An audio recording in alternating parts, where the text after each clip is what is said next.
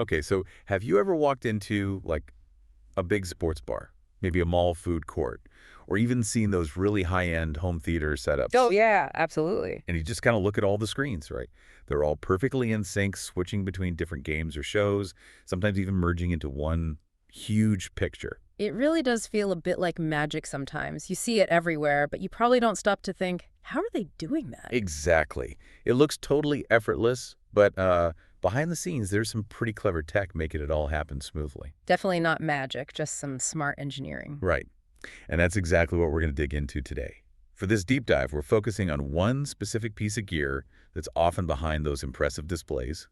It's the WolfPack 4K 30 Hz 8x8 HDMI Matrix Switcher with video wall function. That's a mouthful, but it's a powerful piece of kit. It is. So our mission today is to unpack what this thing does, understand its capabilities, how it solves those real-world setup challenges, and basically make you really knowledgeable about the tech behind those cool visual setups you see. Sounds good. So maybe let's start with the basics. Huh. What exactly is a matrix switcher anyway? This WolfPack unit, at its heart, it's all about switching HDMI signals, audio and video. Like a traffic controller for your TVs. Sort of, yeah. Think of it as like the central command for all your visual stuff. You plug in your sources, maybe a Blu-ray player, a gaming console, cable boxes, security feeds, whatever you've got. Okay. And this box gives you the power to send any of those signals to any of the screens you have connected. Right, and it's an 8x8 matrix. Yeah. What does that 8x8 number actually mean in practice? Like, how flexible does that make it? Good question. The 8x8 tells you the scale. It can handle 8 HDMI inputs and send them out to 8 HDMI outputs. Okay, 8 sources, 8 screens. Exactly. And the real power of a matrix switcher like this is the flexibility. It's not just one input goes to one output. No, you can send any one input to any single output.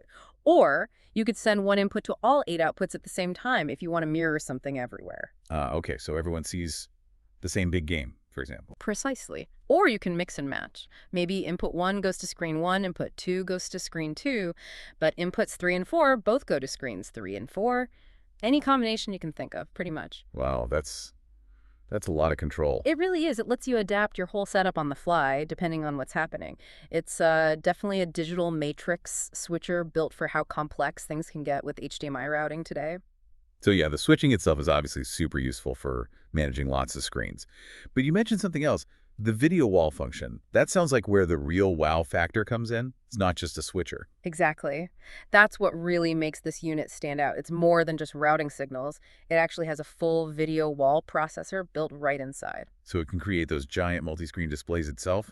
How does that work? Seems complicated. It sounds it, but they've made it pretty user-friendly. It uses something they call drag and drop video wall processing. Often you'd use like a tablet app. Drag and drop. Really? Yeah, it simplifies the setup. So for example, say you've got 4 TVs you want to turn into a single display. You can set them up in a 2x2 grid. Okay, like a square. Right. And then you've got options. You can either stretch one big picture across all 4 screens, making one giant image. Like for a huge movie or a presentation. Exactly. Or you can choose to show 4 separate individual pictures, one on each TV in that 2x2 layout. So maybe 4 different news channels, for instance. And I saw something about bezel correction. That's important for the big picture mode, right? Otherwise, you'd see the TV frames breaking up the image. Absolutely crucial. Yeah, when you stretch an image, you've got the physical black borders, the bezels around each TV screen, right? Yeah, those lines. Bezel correction is smart processing that basically adjusts the image slightly to compensate for those physical gaps. It digitally removes the space the bezel takes up, so the image flows across the screens much more naturally, like one continuous picture. Oh, okay. So it makes it look seamless, Yeah. even though it's multiple TVs. Exactly. That's what gives you that really professional, immersive video wall look. Without it, it just looks like TVs pushed together. Makes sense. Okay, let's shift gears a bit to performance, quality. What do the specs tell us? I see up to 4K at 30 Hz inputs and outputs with scaling, and specifically 4K 34.2.0.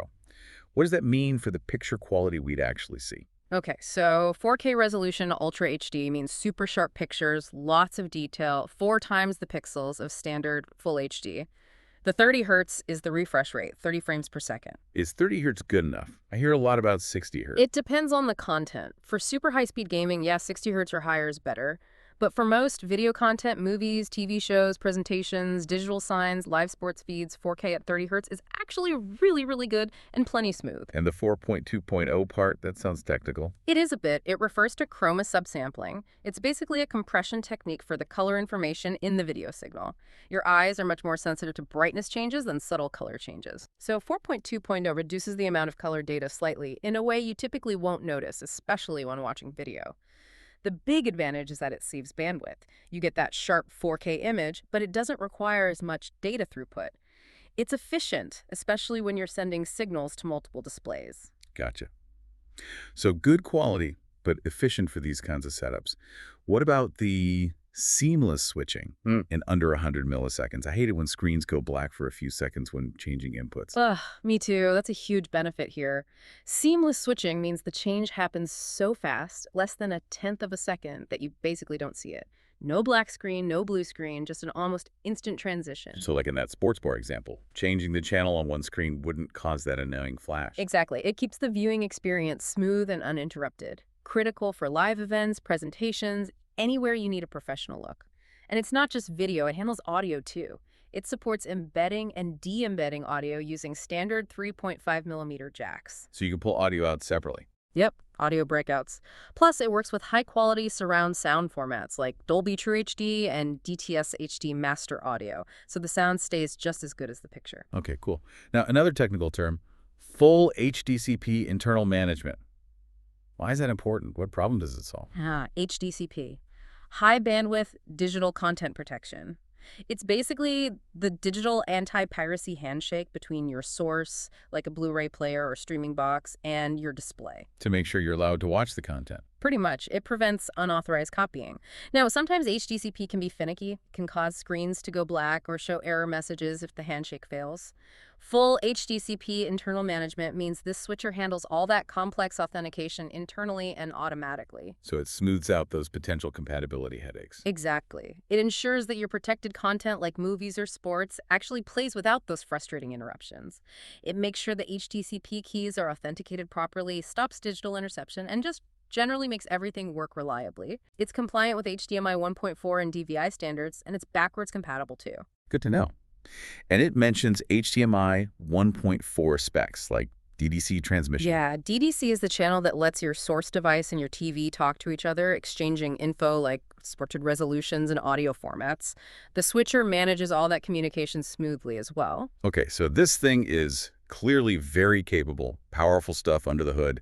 But how hard is it to actually use? All that power isn't much good if it takes an IT genius to operate it, right? That's a really fair point. And they seem to have put a lot of thought into making it user-friendly. You've actually got a whole bunch of ways to control it, depending on your needs or, frankly, your comfort level with tech. Okay, like what?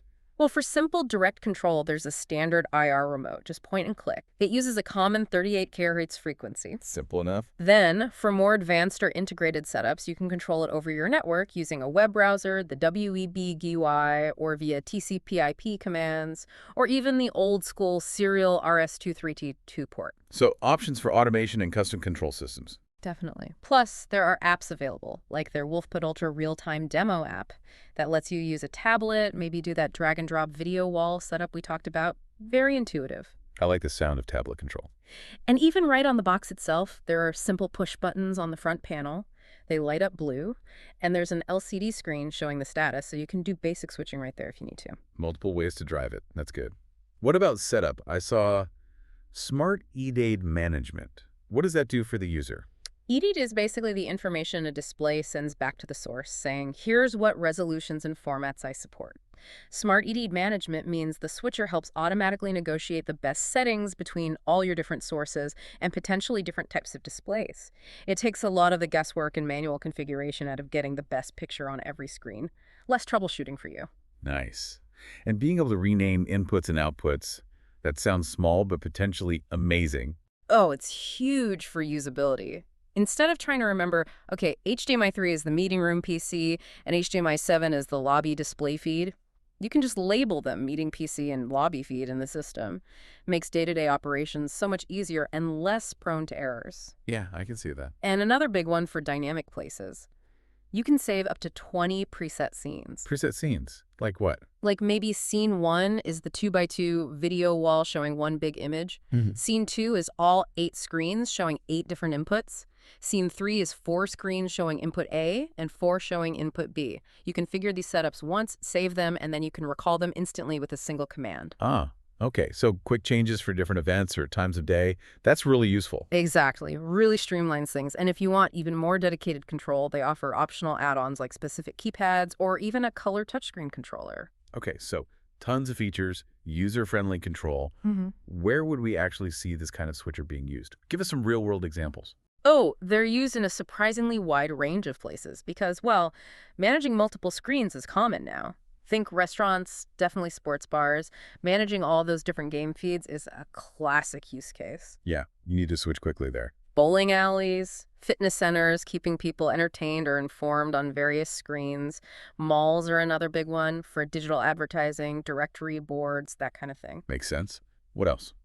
Places of worship often use them for lyrics, sermon notes, maybe live camera feeds within the building, data centers for monitoring lots of different systems on multiple screens, casinos, obviously, with their huge, flashy display setups. I can definitely see it in conference rooms too, right? For presentations using different laptops or sources. Absolutely. Seamless switching is key there. Schools are using them more for dynamic classroom displays or announcements. And of course, high-end home theaters for people who want ultimate control over their movie and gaming sources across multiple displays or projectors. So basically anywhere you've got multiple HDMI sources and multiple HDMI screens that need flexible routing and maybe that video wall capability. Pretty much. It brings that professional level control and quality to all sorts of environments, making sure the visuals are clear, dynamic, and glitch-free, whether it's for entertainment, information, or business. That really paints a picture. Now, for the folks who like the real tech details, the nitty-gritty, what about the physical stuff? Connectors, cable limits, power. Sure. So inputs and outputs are all standard HDMI Type A female connectors, the ones everyone's familiar with. The specs mention TMDS signals and impedance. That's basically defining the electrical characteristics to ensure signal integrity. Okay. Cable lengths, that's often a concern. Yeah, for inputs, they recommend about 12 feet maximum using a standard AW24 gauge HDMI 1.4 high-speed cable. For the outputs, you can go longer, around 35 feet with the same type of cable. So decent distances for those room setups. Right. It works reliably with common, good quality cables within those lengths. Power-wise, it uses a worldwide power supply, handles 100 to 240 volts EC, so it works pretty much anyway. It draws about 50 watts, which is actually pretty efficient for what it does. Not a huge power hog then. No, not at all. And it's built to handle a decent range of temperatures and humidity, making it pretty robust for different environments. And you mentioned compliance, CE, FCC, CCC, and TAA compliant. That TAA part is important for government sales, right? Exactly. TAA compliance means it's manufactured in designated countries, often a requirement for U.S. government contracts. And it's made by HDTV Supply. They've been around for, 24 years? And they're an HDBaseT.org approved adopter. That experience and the HD-based approval definitely adds credibility. It really does. It suggests they know their stuff, they build reliable gear, and they're committed to industry standards. You're investing in something solid and well-supported. Okay, so wrapping up this deep dive, it feels like the WolfPack 4K 30Hz 8x8 Matrix Switcher is, well, it's kind of a beast in a good way. Definitely a powerhouse, yeah. It gives you that seamless, high-quality video switching, handles complex video walls surprisingly easily, and offers a ton of user-friendly control options, all in a pretty robust package. It's the kind of tech that really does make a difference in how visuals are managed and experienced, whether it's public spaces or private setups. And, that brings us to a final thought. Next time you're out somewhere, an airport, a stadium, a restaurant, even just walking through a modern office building, take a look at the screens. You start noticing them everywhere once you think about it. Right. And hopefully, after this chat, you have a better appreciation for the technology, like this WolfPack switcher, working behind the scenes to make those displays so dynamic and controllable. It makes you wonder, doesn't it, with this level of control becoming more accessible, what kind of interactive, really immersive visual experiences are we going to see next? What possibilities does this unlock for how we communicate and entertain in the future? Yeah, it definitely opens up some interesting possibilities for what's coming. Makes you think.